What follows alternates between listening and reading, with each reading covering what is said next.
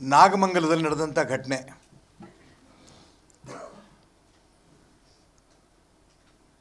ಮಸೀದಿನ ತಲವಾರ್ ಬಂತು,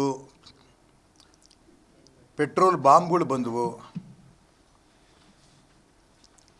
ಔಷಧಿ ಅಂಗಡಿಯಿಂದ 200 ಮಾಸ್ಕ್ಗಳನ್ನು ಖರೀದಿ ಮಾಡಿದ್ದಾರೆ ಅಂತ ಮಾನ್ಯ ಚಲುವರಾಯಸ್ವಾಮಿಗಳೇ ಹೇಳ್ತಾ ಇದ್ದಾರೆ, ಮಂತ್ರಿಗಳು. ಹಿಂದೂ ಅಂಗಡಿಗಳೆಲ್ಲ ಸುಟ್ಟಾಕಿದ್ದಾರೆ. ಲೆಕ್ಕ ಇಲ್ಲದಷ್ಟು ಕಲ್ಲು ಹೊಡೆದಿದ್ದಾರೆ.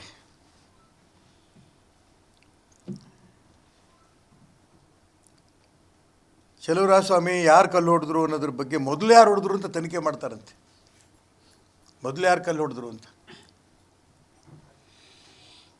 ತಲವಾರನ್ನ ಹಿಂದೂ ಸಮಾಜ, ಪೆಟ್ರೋಲ್ ಬಾಂಬನ್ನು ಹಿಂದೂ ಸಮಾಜ ಎಂದೂ ಬಳಸಲ್ಲ. ಯಾರ ಮೇಲೂ ಆಕ್ರಮಣ ಮಾಡಲ್ಲ. ಚಲುವರಾಯಸ್ವಾಮಿಗಳು ಇಷ್ಟು ಹಗುರವಾಗಿ ಮಾತಾಡ್ಬಿಟ್ರೆ ಏನು ಕತೆ?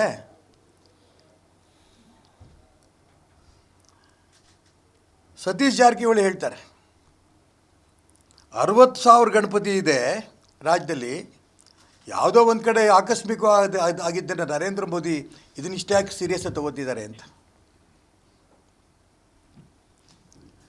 ಡಾಕ್ಟರ್ ಪರಮೇಶ್ವರ್ ಹೇಳ್ತಾರೆ, ಗೃಹ ಮಂತ್ರಿಗಳು, ಇದು ಸಣ್ಣ ಘಟನೆ ಅಂತ.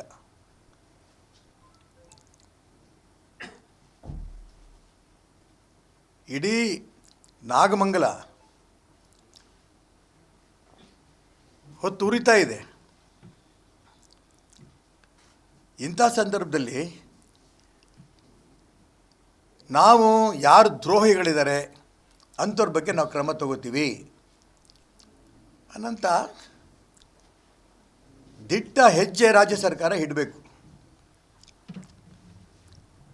ಮೇಲ್ನೋಟಕ್ಕೆ ಕಾಣ್ತಾ ಇದೆ. ನಾನು ಮತ್ತೆ ಹೇಳ್ತೀನಿ, ಎಲ್ಲ ಮುಸಲ್ಮಾನರು ಈ ಬದುಕು ಮಾಡಲ್ಲ. ರಾಷ್ಟ್ರದ್ರೋಹಿ ಮುಸಲ್ಮಾನರು ಈ ಬದುಕು ಮಾಡ್ತಾರೆ. ಕೇರಳದಿಂದ ಬಂದು ಜಾಸ್ತಿ ಮಾಡ್ತಾ ಇದ್ದಾರೆ.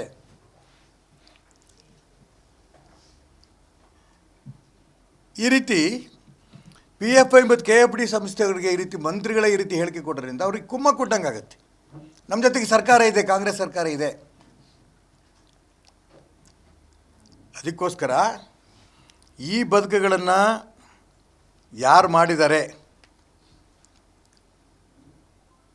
ಈಗ ಗಲಾಟೆ ಮಾಡಿರೋದ್ರಲ್ಲಿ 74 ಆರೋಪಿಗಳ ಪೈಕಿ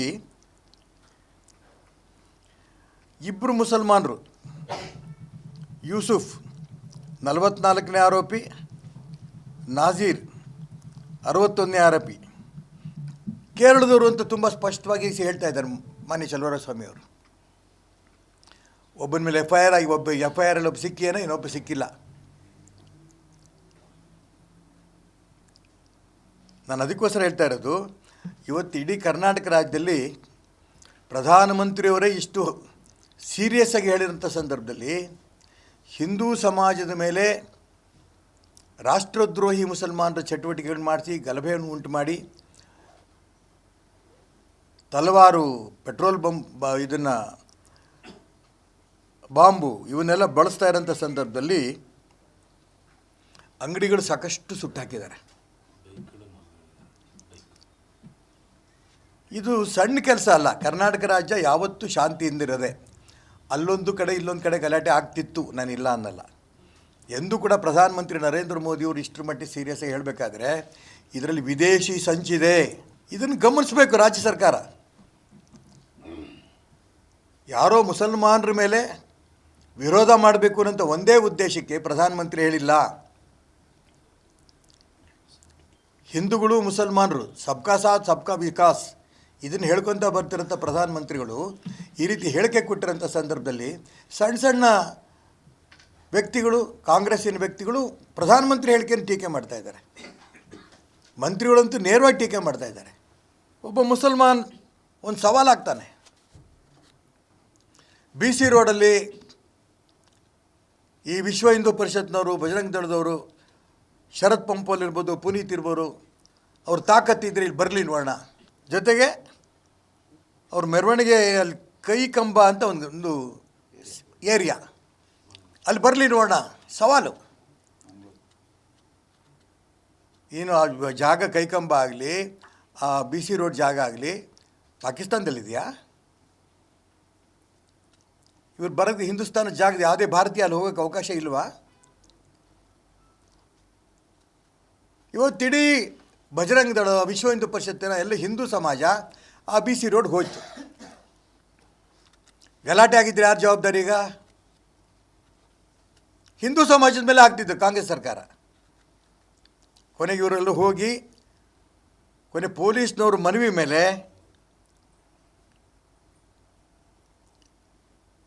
ಅಲ್ಲಿಂದ ವಾಪಸ್ ಬಂದಿದ್ದಾರೆ. ಯಾರೋ ಈ ರೀತಿ ಸವಾಲು ಹಾಕೋದ್ರಿಂದ ಒಬ್ಬನ ಮೇಲೇ FIR ಹಾಕಿದಾರಂತೆ, ಇನ್ನೊಬ್ಬ ಸಿಕ್ಕಿಲ್ಲಂತೆ. ಯಾವ ರೀತಿ ಈ ರೀತಿ ರಾಷ್ಟ್ರದ್ರೋಹಿ ಚಟುವಟಿಕೆಗಳು ಮಾಡ್ತಾರೆ ಅಂಥವ್ರನ್ನ ಒಂದು ನಿಮಿಷವೂ ತಡಿಬಾರ್ದು. ಅವ್ರನ್ನ ಅರೆಸ್ಟ್ ಮಾಡಿ ಜೈಲಿಗೆ ಕಳಿಸಿ ಗಡೀಪಾರು ಮಾಡಿ ಏನೇನು ಮಾಡಬೇಕು ಅದನ್ನು ಮಾಡಬೇಕು. ಹಗುರವಾಗಿ ರಾಜ್ಯ ಸರ್ಕಾರ ಬಿಡುತ್ತೆ ಅಂತ ಗೊತ್ತಾಗಿರೋದ್ರಿಂದ ಈ ರೀತಿ ಸವಾಲು ಹಾಕ್ತಾರೆ, ಗಲಭೆನೂ ಮಾಡ್ತಾರೆ.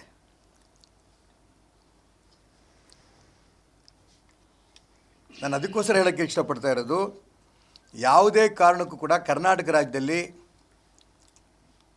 ಹಿಂದೂಗಳ ತಾಳ್ಮೆಯನ್ನು ಪರೀಕ್ಷೆ ಮಾಡಬೇಡಿ. ಶಾಂತಿಯಿಂದ ಇದ್ದಾರೆ ಅಂದರೆ ದೌರ್ಬಲ್ಯ ಅಲ್ಲ ಇದು.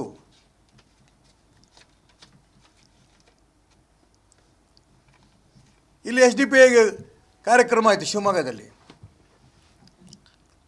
ಕೇರಳದಿಂದ ವ್ಯಾನಲ್ಲಿ ಬಂದರು, ಇಲ್ಲಿ ಕೊಚ್ಚೋದ್ರು. ಮಾರನೇ ದಿನ ಹೋಮ್ ಮಿನಿಸ್ಟರ್ ಬಂದರು. ಮಾರನೇ ದಿನ ಬಂದರೆ ಏನು ಲಾಭ ಆಗುತ್ತೆ? ಆ SDPIನವರು ಇಲ್ಲಿಗೆ ಬಂದು ಪಾಕಿಸ್ತಾನ ಜಿಂದಾಬಾದ್ ಅಂತ ಘೋಷಣೆಗಳು ಕೂಗಿದ್ರು, ಒಪ್ಕೊಂಡ್ರು ವಿಧಾನಸಭೆಯಲ್ಲಿ. ಆ ರಾಷ್ಟ್ರದ್ರೋಹಿಗಳನ್ನ ಹಿಡಿತೀವಿ, ಇವತ್ತಿನ ತನಕ ಹಿಡಿದಿಲ್ಲ.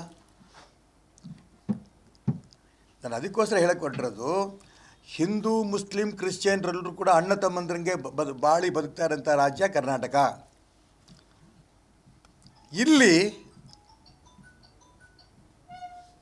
ಕೋಮು ಸೌಹಾರ್ದ ಅನ್ನೋಂಥ ಹೆಸರಿನಲ್ಲಿ ರಾಷ್ಟ್ರದ್ರೋಹಿ ಮುಸಲ್ಮಾನರು ಮಾಡ್ತಾ ಇರೋಂಥ ದುಷ್ಕೃತ್ಯಕ್ಕೆ ಯಾವುದೇ ಕಾರಣಕ್ಕೂ ಬೆಂಬಲ ಕೊಡಬೇಡಿ.